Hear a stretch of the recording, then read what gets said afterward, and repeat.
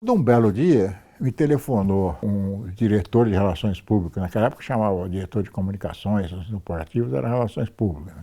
O Paulo Dulce falou: Miguel, tudo bem, Paulo. Que quer falar, o Zó quer almoçar com você e tal, você não quer almoçar aqui? Eu falei: vou almoçar quando? Combinamos, quarta-feira. E nós estamos procurando um profissional para a área de comunicação, corporativas, não sei o quê, e resolvemos escolher você. Eu falei: pô, você tá louco, Zó? Como? Eu tenho 21 anos de Estado, como é que eu vou sair do Estado? Não, nós vamos escolher você porque nós precisamos, porque vai ser a maior empresa da América do Sul, da América Latina, e vai ter muito trabalho até para as pessoas entenderem isso, então nós precisamos de um jornalista respeitado, conhecido, não sei o quê, e papapá. Eu falei: olha, eu vou falar para você um negócio, quando fui para o Estado, eu aceitei na hora, eu vou aceitar. Agora, você tem que me dar tempo. Porque depois de 21 anos na empresa, vou ter que chegar lá, vou ter que conversar com o Júlio. Não, vamos ligar para o Júlio agora. Eu falei: não, pelo amor de Deus, não faça isso.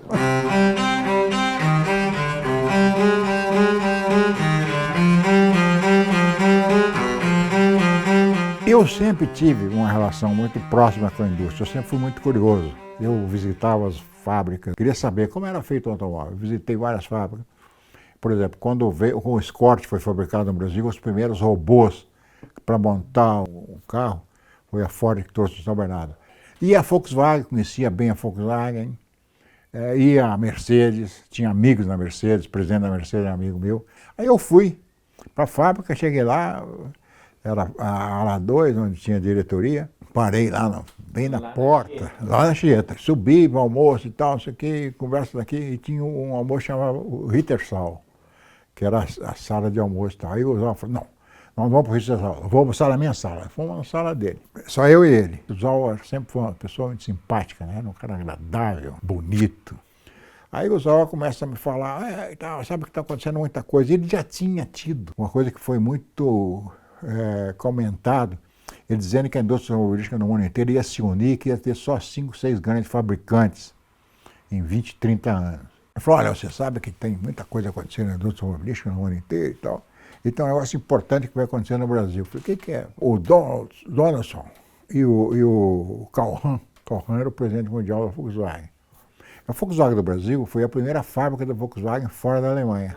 O Calhan e o Donaldson encontraram-se nos Estados Unidos, e o Donaldson disse que não aguenta mais o Brasil, mas que não conseguiu sair daqui por causa de um problema legal, não sei o quê, e eles querem se fazer uma fusão com a Volkswagen. E foi acertado que a Volkswagen e a Ford vão se fundir. Eu comecei a falar: puta, essa é a notícia do ano, né? Seria a maior empresa da América Latina, maior do que a Pemex, que era a estatal mexicana de petróleo. Eu falei: mas como é isso? Eu falei: não, nós vamos fazer porque aí vamos ver quais são as fábricas melhores, quais são os produtos melhores e tal, vamos ter uma sinergia, vai ter uma economia, não sei o quê.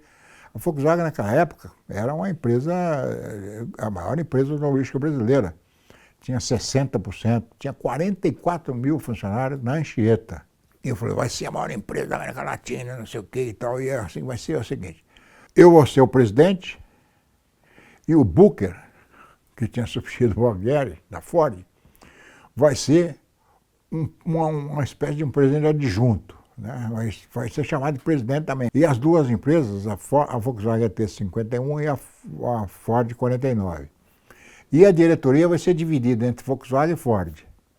Alguns diretores serão Volkswagen, por exemplo, o diretor de engenharia será Volkswagen, porque a engenharia da Volkswagen é melhor que a da Ford. O diretor do legal vai ser da Ford, porque só os americanos que vivem com esse negócio de advogado para lá e para cá. O diretor do legal, do recurso humano vai ser da Ford, porque a Ford tem melhor estrutura de recursos humanos, política de recursos humanos e tal. E nós estamos procurando um profissional para a área de comunicação, corporativas, não sei o quê, e resolvemos escolher você. Eu falei: pô, você tá louco, Zó?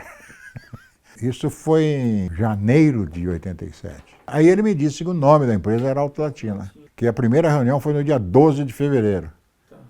E eram poucos diretores, uma empresa muito enxuta na área de diretoria, né? Aí no outro dia que eu fui falar com o Júlio, e com muito jeito, né? E, inclusive dizendo que era um pouco verdade, né? Ou bastante verdade. Júlio, aconteceu isso, isso, isso, e eu fui convidado por causa do Estadão. Por causa da minha formação no jornal, pelo que eu fiz aqui, papapá, papapá. Mas a minha saída do Estadão foi a primeira vez na história do jornalismo que um diretor de redação sai para ir para um negócio que era corporativo, que não tinha nada a ver com a imprensa. Tanto que as pessoas me perguntavam, amigos meus, e até em entrevistas, como é que você vai para a iniciativa privada depois de tantos anos na imprensa? Peraí, como assim? A imprensa não é iniciativa privada? É como se não fosse. Não, mas as pessoas consideravam isso. Acho que até hoje consideram isso. Claro que eu tô continuando na iniciativa privada, só que eu mudei e não estou mais em jornal. O Brasil é o único lugar do mundo em que você tem um setor da economia, no caso da indústria automobilística, que você tem legislação que protege esse setor, no caso dos revendedores, da área do varejo, que estabelece várias normas. Algumas mudaram, mas ainda algumas continuam. Por exemplo, uma revenda não pode estar na mesma marca, não pode estar a tanto quilômetro uma da outra. Para você vender uma revenda, se eu for revendedor Volkswagen, eu quiser vender minha revenda, eu tenho que primeiro oferecer a revenda para todos os revendedores Volkswagen. Só depois de todos os revendedores recusarem é que eu posso vender.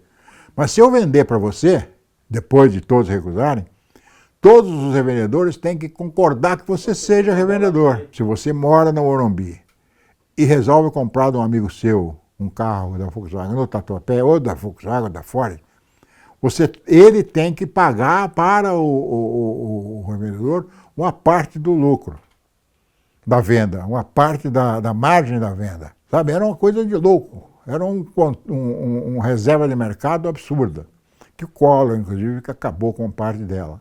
Quando a Ford mandou fazer esse estudo, e por causa dessa lei, o custo de compensação e de indenizações para os revendedores da Ford chegaria, naquela época, a quase 2 bilhões de dólares. Aí não dava para sair do Brasil. Por isso é que eles procuraram fazer a junção. Porque aí você conseguiria sinergias, conseguiria as economias necessárias e tal. E não tinha que explicar todo mês na reunião da Ford nos Estados Unidos, lá em Dearborn, por que tinha essa coisa de controle de preço, prejuízo, por que o carro usado vale mais do que o carro zero. O começo foi tranquilo, porque havia uma curiosidade enorme em relação ao que seria a Auto Latina, então foi muito bem. Mas depois essa coisa da sinergia, a modernidade, no fundo, são problemas para a sociedade. Quando você une duas empresas desse tamanho, todos os processos repetitivos vão se transformar em um só. Tudo que tinha duas pessoas, 2 cargos, por exemplo, de gerentes, vai virar um cargo só. Você vai ter demissões nos operários, você vai reduzir suas plantas, seus processos. A Ford, por exemplo, tinha a Belina, passou a ter uma versão da Quantum, que era uma perua 4 portas, para ter uma versão 2 portas para Ford. Com isso você reduziu o pessoal da engenharia, reduziu o pessoal das fábricas. Então, dos 44 mil pessoas da Volkswagen, muita gente foi demitida. Somando as duas, tinha quantas pessoas na época? Tinha mais de quase 60 mil. 60 mil. Quase 60 mil pessoas. E ficou em quanto, digamos, num prazo? Depois de muito tempo, diminuiu muito. Hoje tem metade disso. E tinha uma coisa também, naquela época você tinha tecnologias muito mais atrasadas que hoje, né? Só para dar um exemplo, usando um modelo mais antigo, o Fusca. O Fusca tinha um para-choque que tinha um monte de peças no para-choque. Tinha uma garra, outra garra, tinha um negócio em cima da garra, e o para-choque era preso numa carroceria. Tinha paralama aqui, paralama lá, da frente e dianteiro, 2 de cada lado, e tinha um macarrão entre o paralama e o carro. Hoje, um para-choque vem todo pronto, e você coloca o para-choque de uma vez. Então, a redução do tempo que é gasto para fazer isso, e o número de pessoas para fazer isso, inclusive porque se introduziu nas fábricas o robô. Uma grande parte desses processos são hoje realizados por robôs.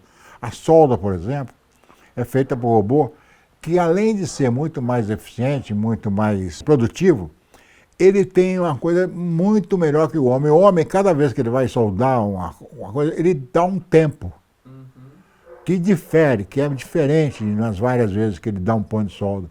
O robô dá o mesmo ponto de solda em todos os momentos. Ele dá 350 soldas ao mesmo tempo, todas iguaizinhas. Então a qualidade aumenta. Isso não só na indústria automobilística, em todas as indústrias que usam robô. Tinha sempre um problema. Por exemplo, A Volkswagen não tinha o carro 1000, tinha o Gol, mas o motor do Gol não era possível você reduzir o motor do Gol ao 1000. O Gol tinha o Gol 1600, Gol 1300, mas não dava 1200, mas não dava para fazer 1000. A Ford tinha o Corcel, que tinha um motor CHT que poderia ser 1000.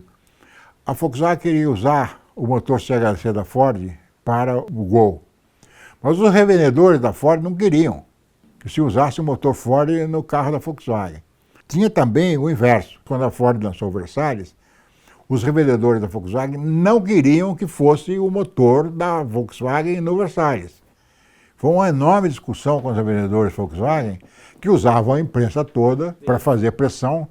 Então esse tipo de coisa sempre existiu, porque era muito difícil se acomodar alguns interesses periféricos em torno de uma mudança tão grande quanto essa de duas empresas desse porte se juntarem. Inclusive, naquela época, você dificilmente não tinha, por exemplo, um revendedor multimarcas como tem hoje. Era só Ford, era só Volkswagen, era só GM, era só Fiat, porque tinha 4 marcas, não tinha importação, então não precisava ter outra marca, porque o cara só ia vender Volkswagen ou ia vender Fiat, tá certo? Então você tinha até uma coisa de reserva de mercado. Só depois, com a liberação das importações, que aí um cara do Volkswagen falou assim, não, eu quero vender também Toyota. E aí começou uma outra discussão grande em relação a isso da você ter a multimarca. E era uma coisa terrível. Por exemplo, na Auto Latina nós tínhamos 250 pessoas trabalhando na área administrativa só para fazer documentos e preparar papéis para discussão com o Conselho Interministerial de Preços. Cada modelo de veículo, digamos, um Gol L, Gol GL, Gol GLS, Gol G, Gol não sei o quê, tinha que ter um livro com 3.000 peças e o preço das 3.000 peças. Para fugir do controle de preços, você inventava um veículo especial. Você falava, por exemplo, Gol Maracanã, Gol Copa, que era um produto novo, teoricamente, né? Aí você conseguia ter um pouco de mais, a margem a mais naquele veículo. E todo mês, digamos, quando eram mensadas as reuniões, iam todos os fabricantes de veículos do Brasil, caminhões, ônibus e automóveis para Brasília. Aí fazia-se uma reunião no Conselho Monetário Nacional, que era enorme a sala, cabia 80 pessoas numa mesa que era gigantesca. E aí 5, 6 pessoas do Conselho Interministerial de Preços do Ministério da Fazenda discutiam e recebiam aqueles livros. Cada um levava 40 livros. E também o pessoal da Autopeças, né? Além desse pessoal... Da indústria e o pessoal da Autopeças. E aí cada um desses com um livro. Porque a Autopeças tinha que ter autorização para aumento para cobrar o aumento da montadora. Todos esses livros aí, que precisava quase que caminhão para levar lá para dentro, eles levavam aquilo lá para dentro, em algum lugar misterioso no Ministério da Economia. Depois de 8 horas deixando você esperando lá, chegava de volta um funcionário e falou assim, o Conselho Interministerial de Preços aprovou um aumento de 3,89 para a indústria automobilística. Tirado absolutamente do chapéu. Tirado do chapéu do mágico. Não dava nem tempo, não tinha a menor condição, não tinha possibilidade de você analisar aquilo. Nem se você tivesse 200 técnicos avaliando, você não avaliava nada. E isso matava produtividade, competitividade, tudo? Tudo. E os investimentos. Porque você vai investir para quê? Para quê? E quem ganhavam eram as pessoas que pegavam isso e vendiam, seguravam os carros. Aí vocês tinham o chamado ágio, que era o quê? Sobre preço. Que ia para quem? Para quem vendia, não para quem fabricava. É uma coisa de louco esse negócio de controle de preço, que nunca deu certo. Quando o primeiro tentativa de controle de preço foi feita, há quase 4.000 anos, no Código de Hammurabi, se falava que cortava a mão das pessoas que vendessem o trigo acima. E não deu certo.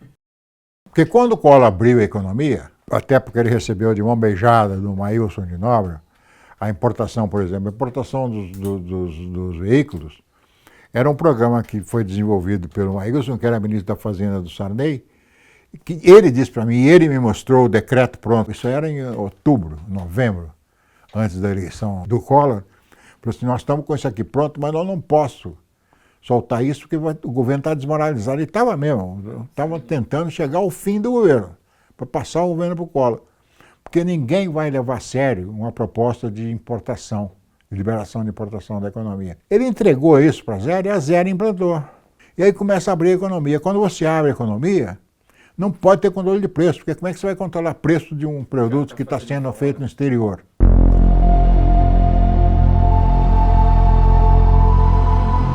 E peguei uma parte difícil com o Vicentinho, que foi aquela greve dos metalúrgicos, em que eles invadiram a Ford, ocuparam a Ford, botaram fogo em uma parte dos automóveis que estavam lá na fábrica. E depois de 40 dias de ocupação, eu participei muito fortemente nessa negociação com a Polícia Militar, que é o problema, por exemplo, dos bailes funk, dos pancadões. Você vê que morreu gente, aquele nova que morreram, porque não tinha por onde sair. Você tinha que montar uma rota de escape para as pessoas. O que nós fizemos lá na Ford? Foram derrubados vários muros do fundo da fábrica. Quando a polícia entrou na fábrica, que os polares começaram a correr, eles descobriram que tinha um monte de muro quebrado e fugiram todos. Não teve nenhum tiro, não teve nenhuma uma cacetada, nada. E aí aquele negócio assim era uma destruição. Carro destruído, carro virado, carro incendiado e tal. Ainda era Alto Latino. Os americanos falaram, não, nós vamos ter que limpar tudo isso, não sei o quê. Eu falei, não vai limpar nada. Amanhã vamos chamar a imprensa para ver tudo isso, porque nunca tinha acontecido isso. No dia seguinte, todas as televisões filmaram. Foi um escândalo. Ficou todo mundo contra os metalúrgicos. E aí teve uma guerra entre o Vicentinho e eu. Me ligavam às 5 horas da manhã, me acordavam para dar entrevista na rádio sobre a greve, a repressão da greve, não sei o quê. Foi um inferno aquilo. O Vicentinho ficou bravo comigo, ficou meses sem falar comigo. Depois ficamos amigos.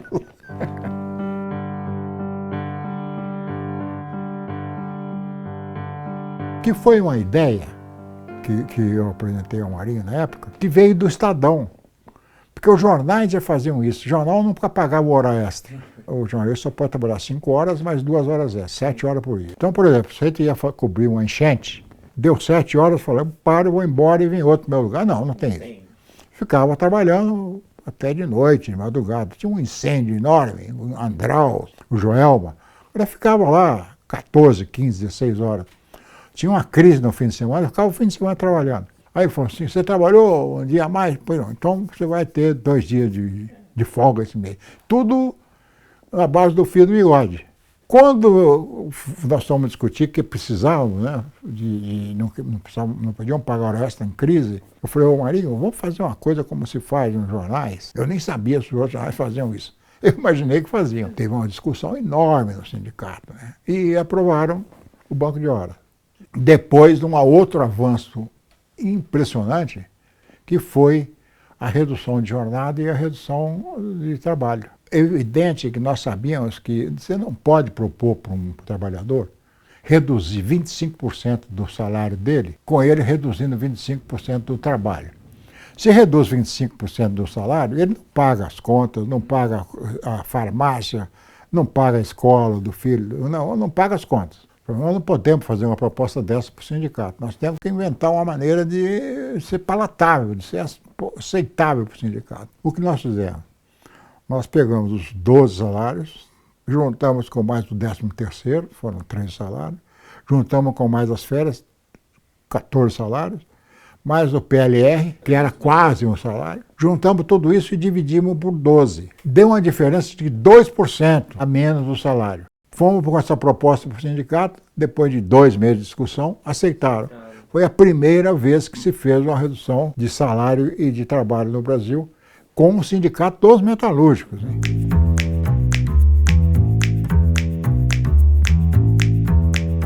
O Fusca do Itamar é uma história engraçada.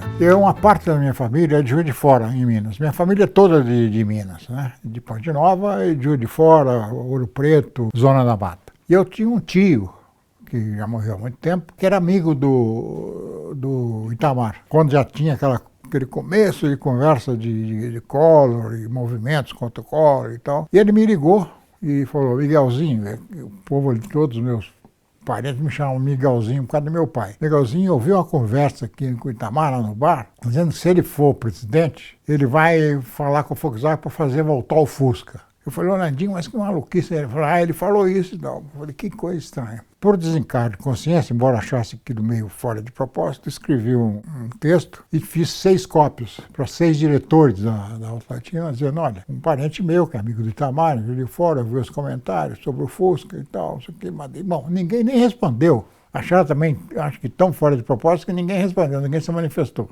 Mas eu, mineiro, né? Mandei para um funcionário nosso que estava trabalhando na Ford, no México, chamado Ramos. Mandei um telex para ele e falei, Ramos, tem uma história aqui que eu acho meio estranha. O Itamar falou que queria voltar ao Fusca se acontecer dele virar presidente. Como o Miguel de la Madrid, o presidente do México, tinha feito o Fusca carro popular no México, eu falei, manda para mim todas as informações sobre como aconteceu essa história do Fusca no México. Ele mandou um enorme relatório sobre como aconteceu a história do Fusca no México. O preço tabelado era $7.500, como foi, como não foi e tal. Não, eu recebi aquele negócio, guardei na gaveta e fiquei esperando. O Collor acaba caindo, renunciou antes de sofrer o impeachment, né?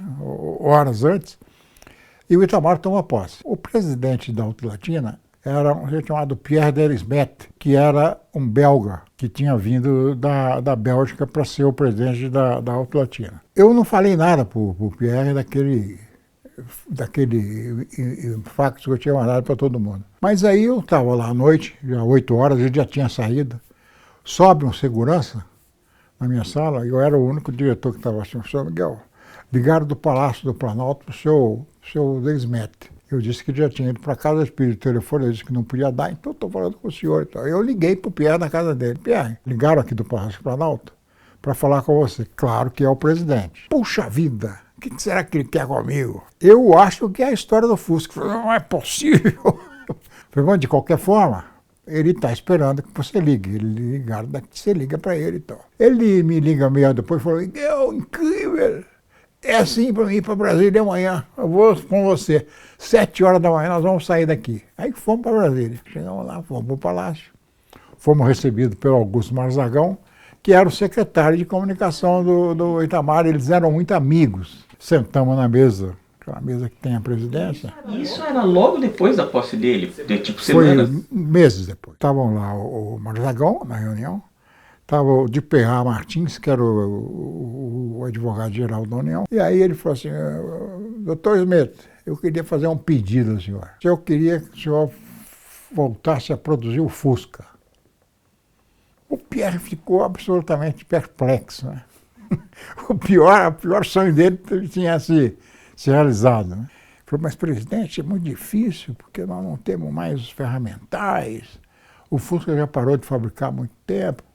A linha de montagem não existe mais, já foi desmontada. O pessoal que trabalhava na montagem do Fusca, quase todos se aposentaram. Ah, mas eu acho que o senhor pode fazer isso. Eu acho que a Volkswagen é uma grande companhia. Eu sei que pode trabalhar nisso, mas eu realmente não sei, presidente, se nós podemos fazer. O senhor, por favor, me dê um prazo para mim fazer uma avaliação e tal. Eu falei assim, tá bom, então daqui a uma semana a gente se encontra de novo. Não era possível fazer o carro com $7.500. Nós tínhamos que montar uma nova linha de montagem, totalmente diferente da anterior, porque você já tinha que fazer um processo todo ergonômico, tinha que fazer uma coisa alta para eles trabalharem de maneira correta e ainda fazer toda a revisão e o reparo nos todos os ferramentais. Voltamos e falamos assim, presidente, não é possível fazer o carro por $7.500. Chegava a quanto? O preço estava mais ou menos em quase 10 mil. Então, discute daqui, discute dali, discute daqui, discute dali. Aí o Itamar falou assim, nós temos um problema com o imposto, é o que mais encarece o produto. Aí o Itamar falou assim, mas e se eu tirar o imposto? É possível? Aí o Pierre fez um cálculo rápido e falou assim, é possível, presidente. Ele falou assim, então vou zerar o imposto do Fusca. Aí o advogado-geral, que era outro mineiro do Perá, falou, presidente, o senhor não pode zerar, porque para zerar um imposto tem que ter aprovação do Congresso. Tem que ter aprovação do Congresso, tem que ter. Como é que eu faço? Então, eu falei assim, tem que ter um número. Então, se eu faça 0,1% do imposto, que aí pode, coisa de louco, né? Era o IPI, o Imposto de Produto Internacional, que era o imposto federal. Então, vai ser 0,1%. Com isso, dá para fazer 7.500? Dá, presidente.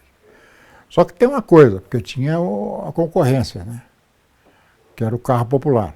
E aí, se fizesse 0,1%, seria 1% para os outros que também pudessem ter, especialmente a Fiat, né? Que já tinha conseguido o carro popular com um imposto reduzido no tempo da Zélia, com o Collor. Bom, o que nós fizemos? Condicionamos no decreto que o 0,1% seria para um carro a ar, com motor a ar, e não motor a água. Tá. O único carro a ar que tinha no Brasil com motor a ar era o Fusca. Aí conseguimos também pôr a Kombi, que era um carro com motor a ar. E aí fomos fazer o Fusca. Recontratamos vários aposentados, fizemos um negócio que o pessoal chamava de grill, que nem esses coisa de frango de padaria.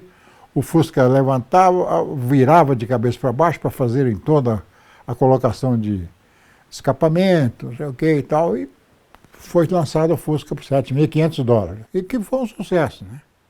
E fez um negócio que foi importante, porque transformou o imposto reduzido num processo. Todos os carros a partir daí passaram a ter seus impostos reduzidos, não pagavam mais aquele absurdo de IPI. Acabou cascateando para todos os outros veículos, para toda a indústria. E aí nós tínhamos o Booker, que já tinha deixado a presidência, a co-presidência da Ford, para ser um vice-presidente internacional da Ford nos Estados Unidos. O Sauer já tinha saído da Volkswagen e estava na Volkswagen, um outro presidente, mas o vice-presidente internacional da Volkswagen era um sujeito chamado José Inácio Arriortua, o famoso Inhaque. Ele já estava cheio da Ford, porque a Ford sempre criava muito problema.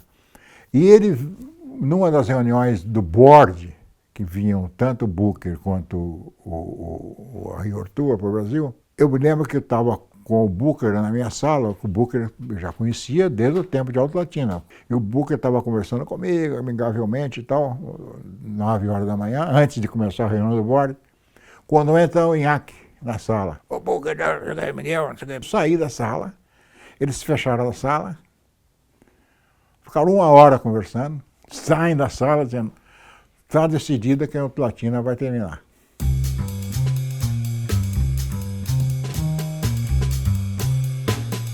Fizemos grandes coisas na Volkswagen com o Dave Smith.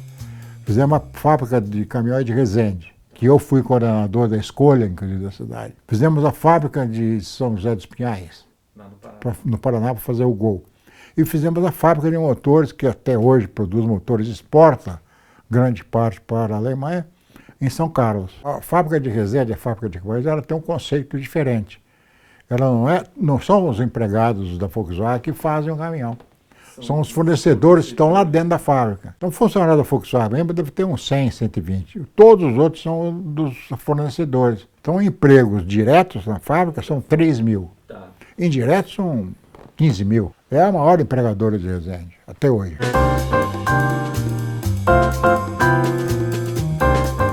O Sauer era muito político. Sempre falou com todos os ministros, com o presidente, não sei o quê, com o pessoal das outras fábricas e tal. O que substituiu o Sauer, o Noel Phillips, era zero de política. Ele chegou ao Brasil, ficou 2 anos e meio só no Brasil, não falava português, saiu do Brasil depois de 2 anos e pouco, sem falar português. Depois do Noel veio o belga, o Pierre de Smet, que também era uma pessoa muito política, de muito jogo de cintura. Tem uma história, inclusive, interessante, porque ele veio como vice-presidente de engenharia e ele queria fazer um Gol 1000. E o pessoal da Ford e da própria Volkswagen não queria. Ele fez em segredo, imagina, que é um absurdo, né? Porque o Noel Phillips não queria o Gol 1000. Aí ele fez o Gol 1000, na época era aquele Gol quadrado, né? Que era o Gol que tinha ainda motor a ar. Tem um Gol 1000 para experimentar. Falei, não vai funcionar, esse carro não vai funcionar. Aí ele botou o Noel, que pesava 100 quilos, 110 quilos, mas ele mais 2 pessoas. E sabe onde eles vieram testar o carro? Na ladeirão do Morumbi.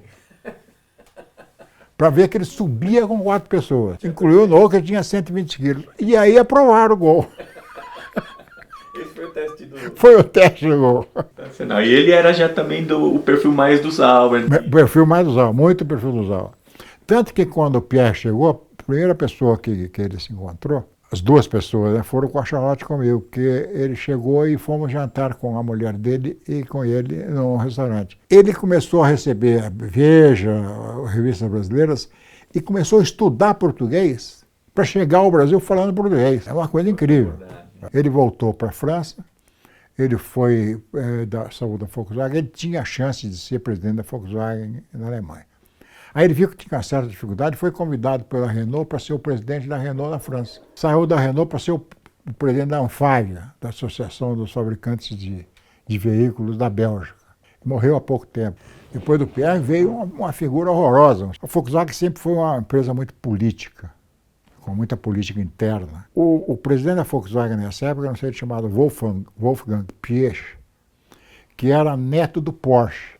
Ele era presidente da Audi e foi ser presidente da Volkswagen. Ao Piëch sair, foi ser presidente da Audi, um sujeito chamado Herbert Daniel, um austríaco, como o Piëch era austríaco. Esse Herbert Daniel era um diretor de engenharia da Audi, que virou presidente da Audi, e começou a fazer um trabalho interno para ser o presidente da Volkswagen, para substituir o Piëch. Quando o Piëch viu esse movimento, porque o presidente da Audi, o presidente da Seat, da Skoda, da Audi e da Volkswagen fazem parte do Concern, o Conselho Mundial da Volkswagen. Ele transferiu o Daimler para o Brasil.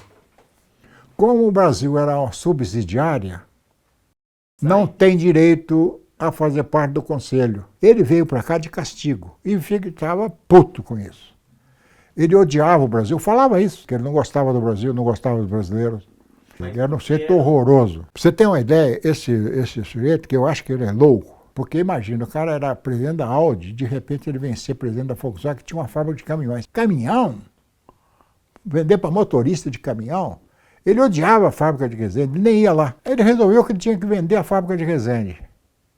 E, ao mesmo tempo, a Argentina, que dava trabalho, a Argentina sempre dá trabalho, até hoje, né? Ele resolveu que tinha que vender a Argentina. Aí 3 diretores do Brasil, o Baroni, Miguel Baroni, que era o diretor de vendas, o Fernando César, que era o diretor de RH, que era meu diretor na vice-presidência, e eu fomos à Alemanha. Chegamos lá, fomos falar com um vice-presidente que era um presidente forte, um vice-presidente forte.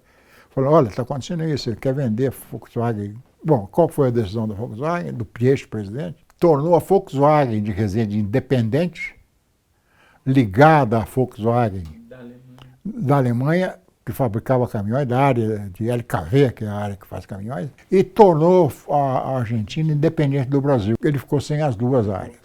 E foi um inferno, os 3, 4 anos que ele ficou no Brasil. Eu saí da Volkswagen por causa dele. Aí, em 2000, eu ia sair da Volkswagen. Fui convidado pelo banco, pelo Santander, ia sair da Volkswagen e fui falar com ele. Aí ele falou assim, ficou puto, né?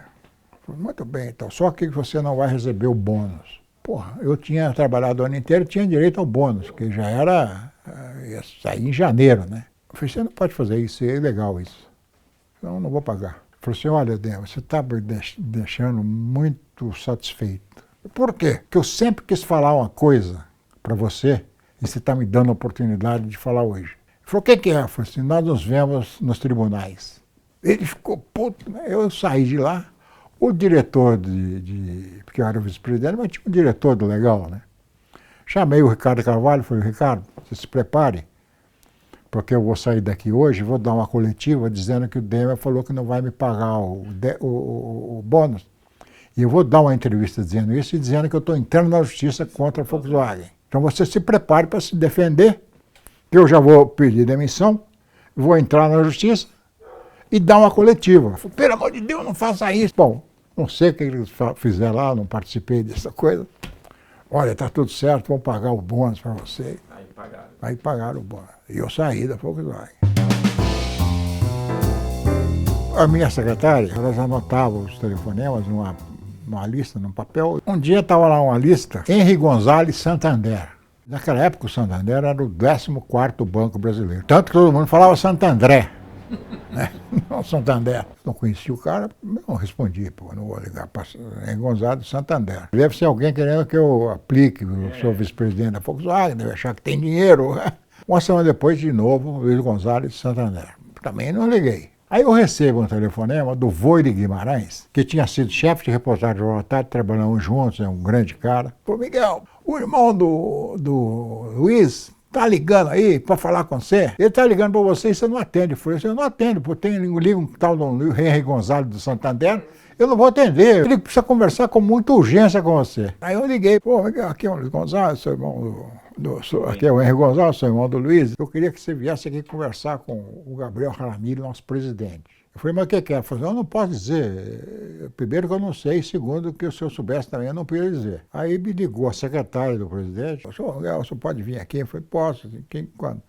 Um sábado. Eu achei estranho, né? Sábado. O senhor vem no sábado, agora quando o senhor chegar, o senhor fala na portaria, com o segurança, que o senhor está sendo esperado e o segurança vai acompanhar o senhor aqui. Cheguei lá, falei com o segurança, entrou o carro, parar lá, subi com segurança, pegamos o elevador, chegamos lá. Não tinha ninguém, né? Tudo vazio. Daí eu fui lá para a sala do Gabriel. Falei o seguinte, eu quero que você venha trabalhar no banco. Assim, eles tinham acabado de comprar o Banespa. Era fim de dezembro de 2000. O banco foi comprado em fim de dezembro, 22, 23, sei lá. E eles assumiram o banco, que era lá a sede do banco era lá na João Brícola, no prédio O edifício histórico. O edifício histórico. E eles foram para lá para quê? Para ocupar, para mostrar que eles tinham comprado e estavam ocupando o banco. Eles tiveram que chegar lá de helicóptero, porque o sindicato cercou o banco. Os sindicatos bancários, que eram do outro lado da rua, praticamente. E eles sabiam das minhas competências, digamos assim, entre aspas, para negociar com o sindicato, que era o Vacari, que era o presidente do sindicato. Fui assumir. Muito do seu papel era essa costura. Era também essa costura política. E eu também tinha uma relação muito boa com o Covas, porque o Fernando Henrique tinha feito uma enorme bobagem de federalizar o banco um ano antes, sem ter falado com o Covas. O Covas, um belo dia, no final do ano, abre o jornal e vê a notícia de que o banco tinha sido federalizado e passou para a presidência para aquele Roberto Guimarães, que foi o presidente do Banespa, que era da propriedade do governo de São Paulo, mas federalizado, quer dizer, passou a ter o controle do banco oficial pelo governo federal. O Covas não sabia do movimento? Não sabia. O Covas era amigo do Fernando Henrique. Ele ficou puto da vida. Uma das minhas funções, embora o Gabriel não sabia dessa minha relação pessoal com o Covas, desde antes da Revolução, eu conheci o Covas, quando ele e o Esmeraldo Tarquínio foram caçados pela Revolução em 63, os dois de Santos. O Tarquínio, na época, era o único deputado negro. E aí cheguei ao banco para tomar posse, né? Para ir para ver onde eu ia trabalhar, né? E tinha um chefe da segurança, né? O Vaz, São Miguel. Nós vamos mandar segurança aí para o senhor vir para cá. Eu falei, não, que isso, tá louco? Quem mandar segurança para cá, pô? Quem mandar segurança em casa para me levar para lá? Eu falei, não, eu vou sozinho. Não, mas o prédio está cercado, eu nem sabia. Qual o problema? Eu vou entrar. Eu falei, não, eu não estou deixando ninguém entrar. Eu falei, eu vou entrar. Eu, na Volkswagen, tinha greve dos metalúrgicos, a Volkswagen cercada, nós entrávamos, os diretores entravam. Cheguei lá, parei o carro, desci, cheguei lá na porta do banco, tudo cercado. Tinha uma diretora do sindicato. Tu não vai entrar? Eu falei, eu vou entrar sim, eu sou diretor do banco. Eu sou diretora do sindicato. Foi dizer à senhora uma coisa. Eu fui da Volkswagen, da Autolatina, da Volkswagen há muito tempo, participei de várias greves na Volkswagen. Todas as greves teve piquete na porta da fábrica. E em todas as greves, os diretores, os presidentes e vice-presidentes entravam. Porque o Sindicato dos Metalúrgicos, que é o maior sindicato do Brasil, respeitava o direito dos diretores de entrarem. E eu vou entrar. Tá bom, o senhor tá certo. Entrei. Aí cheguei lá em cima, falou, mas o que você está fazendo aqui? Eu falei, eu entrei. E todo dia eu entrava. 3 meses depois que eu estava lá, eu falei, eu vou lá no sindicato. E eu tinha um segurança, né? Um segurança andava armado, né? Eu cheguei lá e falei, você não vai entrar aqui, você fica aí fora. Entrei no sindicato, já a hora que eu entrei já começou aquele movimento. Porra, foi um alvoroço. Eu sozinho, eu vim falar com o Vacari. E o Vacari me recebeu. O Vacari, não tem cabimento essa greve, isso é um absurdo, vocês estão loucos, para com isso. O banco está privatizado, vamos negociar, o que é que vocês querem, vamos ver como é que faz. Já tá, o fato é consumado. O livro de direitos do funcionário, que todos eram 6 horas de trabalho, era desse tamanho assim. O pai que adotasse uma criança de até 12 anos tinha 6 meses de licença, paternidade. Nem na Suécia tem isso, né? Eu me lembro de umas coisas, por exemplo, tinha o chefe de gabinete. Eu tinha um chefe de gabinete. Imagina. E aí nós temos coisas importantes no banco, né? O Santander era um dos maiores bancos do mundo. Era um banco antigo, mais de tinha 100 e tantos anos, 150 anos. De um homem, né? Emílio Botim. Eu me lembro que a primeira reunião, o Botim veio para o Brasil, primeira viagem dele ao Brasil, depois da compra do Banespa. E fizemos uma reunião lá na sala, era uma sala pomposa, com retratos, pinturas de todos os ex-presidentes do banco, não sei o quê, uma mesa enorme. E o Botim, que era um sujeito muito simpático, já era velho, tinha 70 anos, me botou do lado dele, né? Porque eu era o único de fora, né? Aí um dos caras chegou e falou assim, presidente, nós temos que tomar uma decisão sobre o sistema de segurança do Santander, porque nós temos não sei quantos vigilantes, 4.000 armas, entre revólveres, espingardas, não sei o quê. 4.000 armas? Imagina. E podemos fazer uma revolução? Era uma força policial dentro do Uma Banespa. força policial. Aí nós resolvemos vender tudo. Tínhamos que falar com a Polícia Federal para vender as armas, né? Tinha 150 caminhões fortes do próprio Banespa. Cada caminhão saía com 5 vigilantes armados. E eles saíam do São Paulo, iam levar dinheiro dentro do caminhão para o Rio Grande do Sul. Não tinha menor cabimento uma coisa dessa. Acabamos com toda essa conversa, vendemos todos os caminhões, terceirizamos tudo. O banco achava o Brasil um país absolutamente estranho. Por exemplo, como é que um operário não podia fazer um empréstimo usando o salário dele como garantia? O crédito consignado. Aí eu comecei a trabalhar isso no governo. Com sindicatos primeiro, falei com o Marinho, falei com o Paulinho da Força, e aí começamos a negociar. Fizemos alguma reunião no banco, chegou uma das reuniões finais, tinha quase 100 sindicalistas no banco. Foi um apavor. Os bancos nunca tinham visto um sindicalista, de repente tinham 100 caras reunidos lá. E todos eles são diferentes, né? São trabalhadores de fábrica, eles chamam de fábrica, né? Não tem nada a ver com um bancário, principalmente na diretoria, no andar da diretoria de um banco, né? E fomos negociar com o governo, aí foi a grande dificuldade. O governo federal, o do Lula, o Palocci, não queria o crédito consignado. Em nome de quê? Em nome de defesa dos outros bancos, que não queriam o crédito consignado. Por quê? A base do crédito consignado era juros máximo de 2% ao ano. Os juros normais naquela época eram 10%, aliás, 2% ao mês. Eram 10% ao mês. Então, na prática, isso nasce dentro do Santander? Dentro do Santander. Bradesco e Itaú foram os maiores oponentes a esse processo. Até que eu, numa outra reunião com os sindicalistas, eu falei para eles, olha, a única maneira de fazer isso é vocês pressionarem o Lula. Porque o ministro da Fazenda, que era o Palocci, não quer o crédito consignado. Aí foi que relutou o Lula de aprovar, e aprovou e mandou fazer. E o Itaú e o Bradesco ficaram putos da vida. O Banco Central não falou com ninguém para ver se podia fazer isso. Fez e acabou.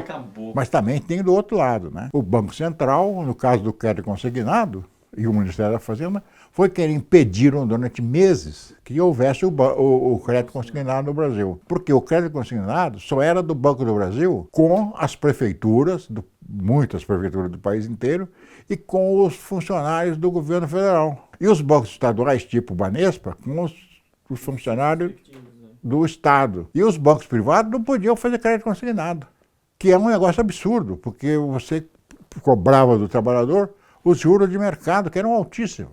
E no crédito consignado o juro é muito mais baixo, embora ele pudesse ser muito menor até hoje. E outra coisa que nós fizemos, que também irritou os bancos, tinha um escândalo no sistema bancário, tem outros, né? Mas um dos grandes escândalos era o seguinte: folha de pagamento das empresas. Uma grande empresa, Volkswagen, tinha lá 30 mil funcionários. Ela vendia por alguns milhões o direito do banco ter o cartel, a reserva de mercado dos funcionários da Volkswagen. A Volkswagen pagava todos os funcionários por um banco X.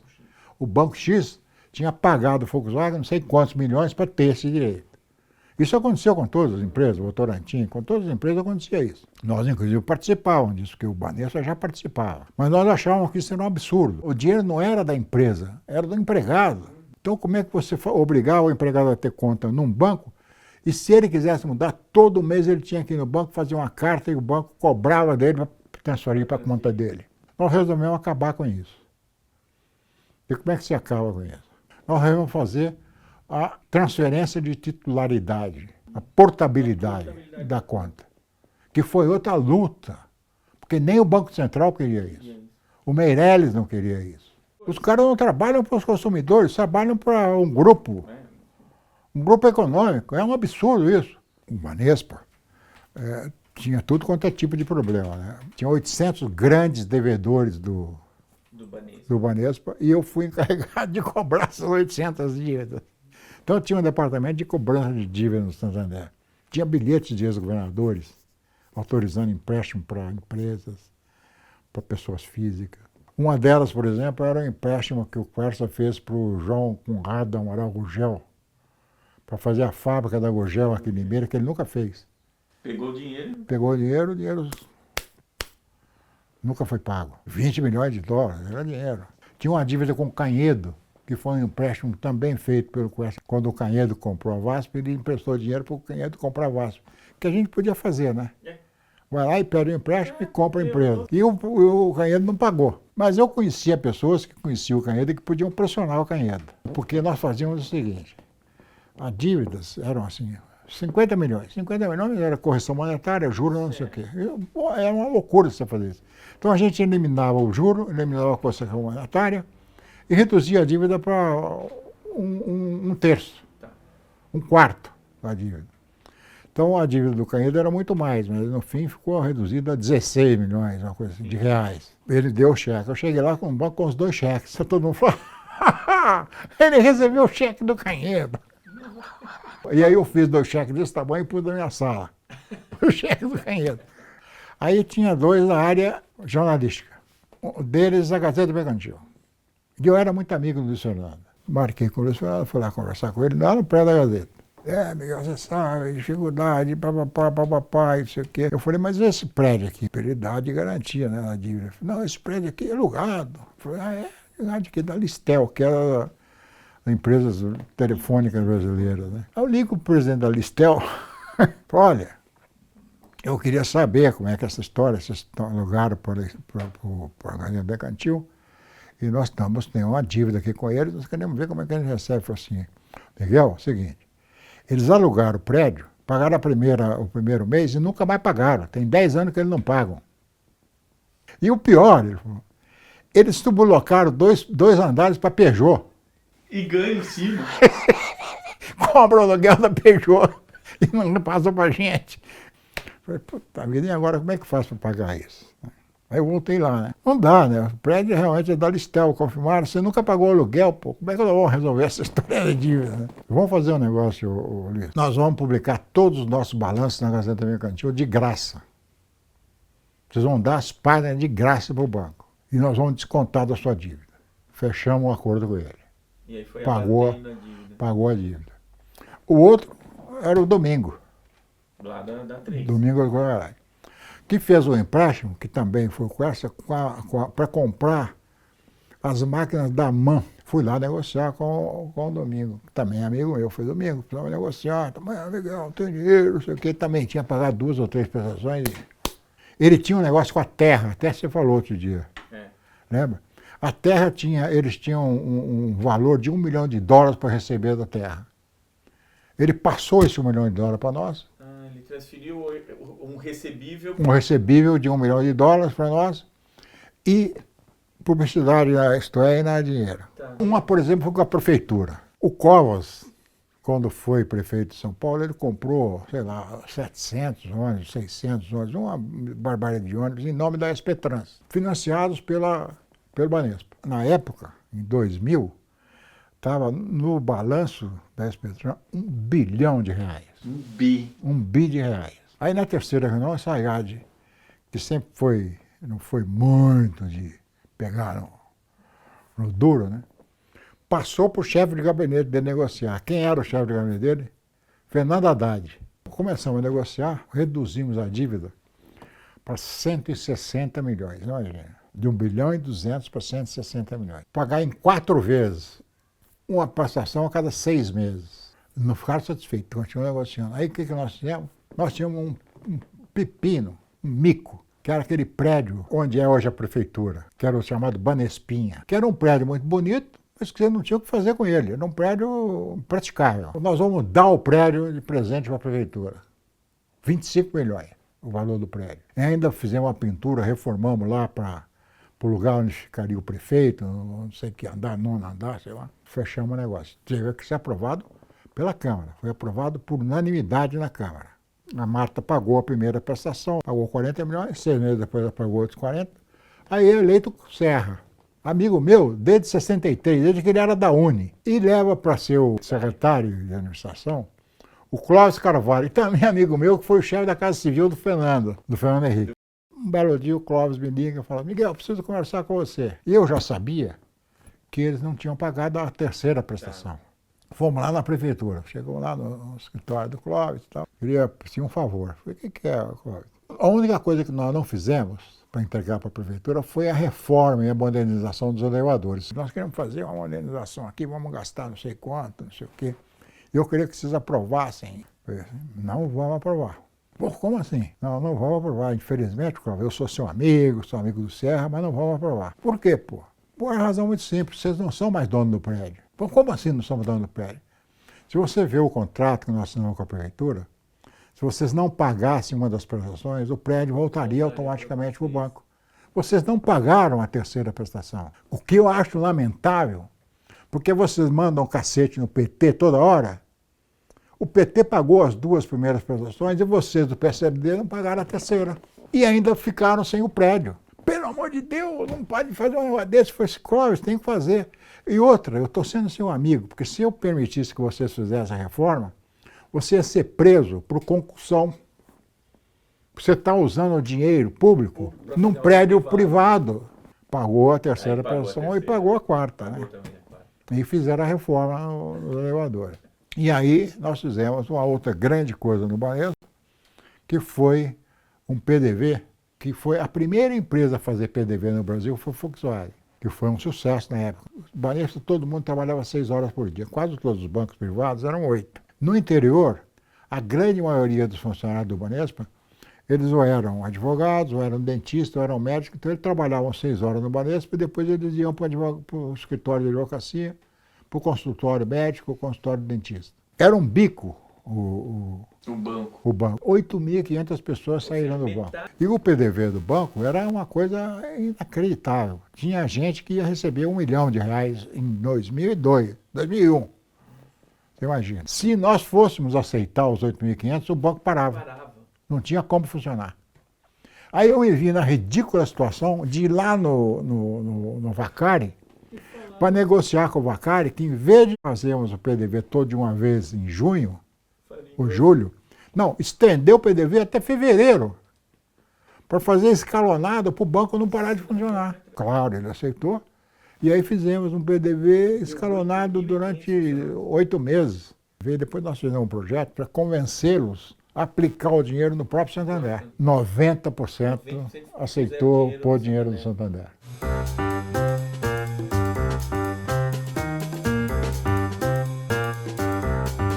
O Santander fez uma puta jogada. A cabeça do Gabriel Haramiri era um estrategista. Ele foi com um monte de gente para o Rio, chegaram lá, ocuparam quase um andar inteiro do Copacabana Palace. Chegou um dia antes do leilão, eles vieram embora. Fecharam a conta e foram embora. A Folha deu na primeira página que o Santander tinha desistido da compra. E aí o Gabriel chegou aqui no dia seguinte, 7 horas da manhã, ele pegou sozinho um avião, pagando com o cartão pessoal dele. Voltou, né? E voltou para o leilão com um envelope no bolso do paletó. O Itaú caiu fora logo. O Bradesco pôs o envelope fechado e o Santander pôs o envelope fechado de 7,5 bilhões. O Bradesco, achando que ia ser sozinho, tinha oferecido 1,5 bilhão pelo banco. Era menos do que o valor dos prédios que o Santander vendeu. Todo mundo disse que o Santander era louco.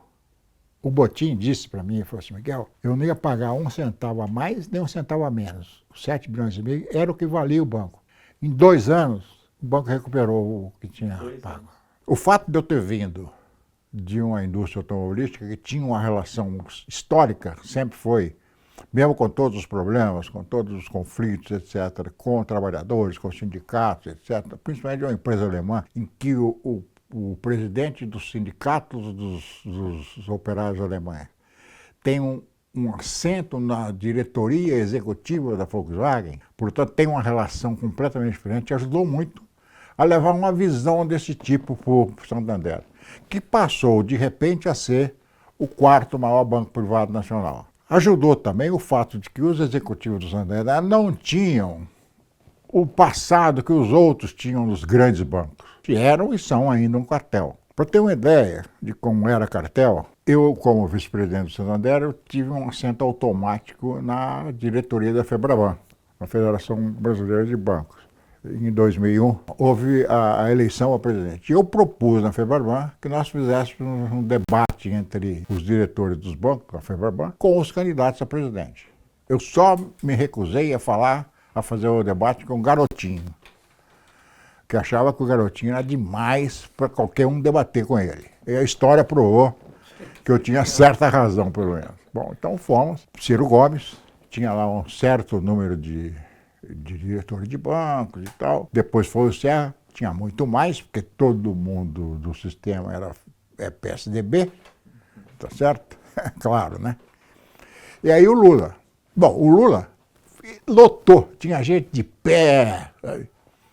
E tinha o pessoal da CUT fazendo passeata na frente da FEBRABAN, no prédio da FEBRABAN. Pra você ter uma ideia, estavam lá todos os diretores dos bancões, os presidentes dos bancões. E estava o Lula com o Mercadante. Como eu fui o sujeito que organizou aquilo, eu me sentava com o candidato, qualquer que fosse, e o assessor do candidato, o assessor econômico, que na maioria das vezes é quem respondia, com exceção do Serra, por exemplo, as perguntas.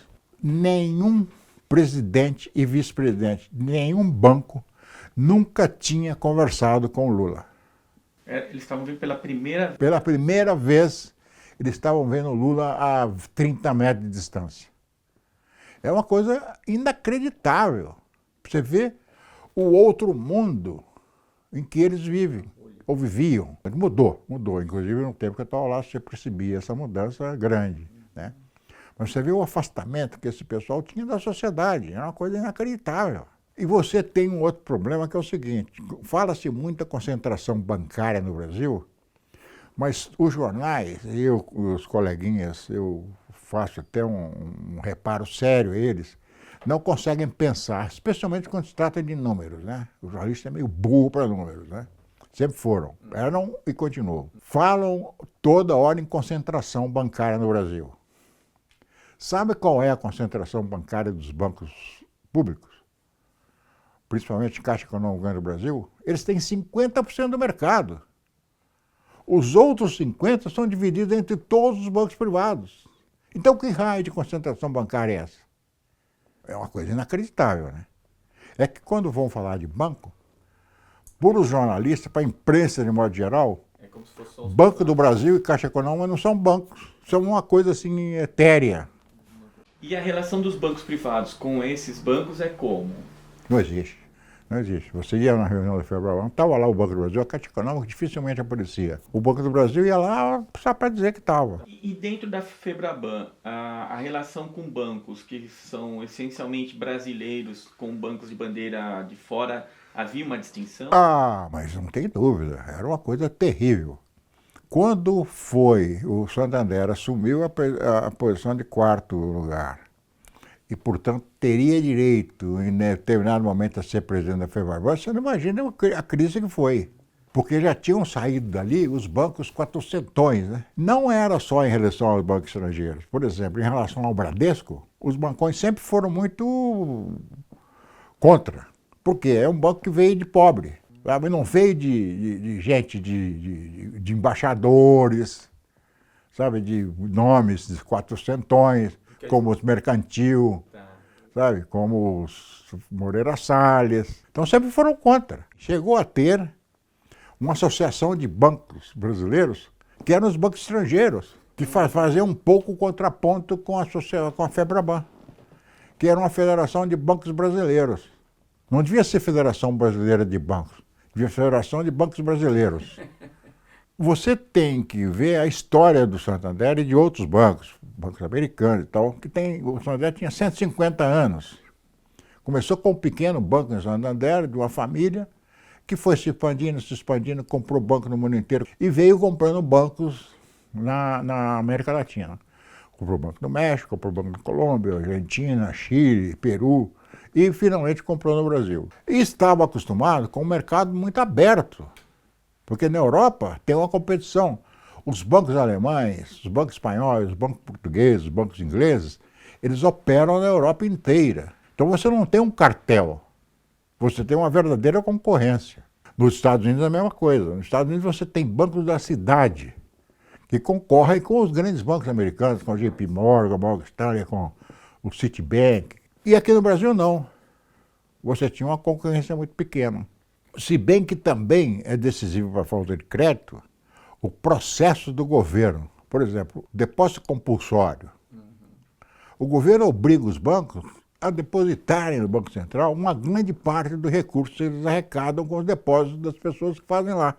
Portanto, ele tem muito menos dinheiro para depositar. Os impostos cobrados dos bancos são dos maiores do mundo. Então você junta o depósito consultório, que reduz a quantidade de dinheiro que o banco tem, mais os impostos, mais a inflação, mais os 50% de concorrência dos bancos oficiais. Os bancos começam a cobrar taxa de tudo quanto é coisa, começam a aumentar juros, começam a cobrar juros de cartão de crédito a 200%, 300% ao ano, cheque especial 300% ao ano. Tudo que ele pode cobrar, ele cobra. Esse é o problema. E ninguém percebe isso. E se dentro do governo se percebe, ninguém está interessado em mudar isso.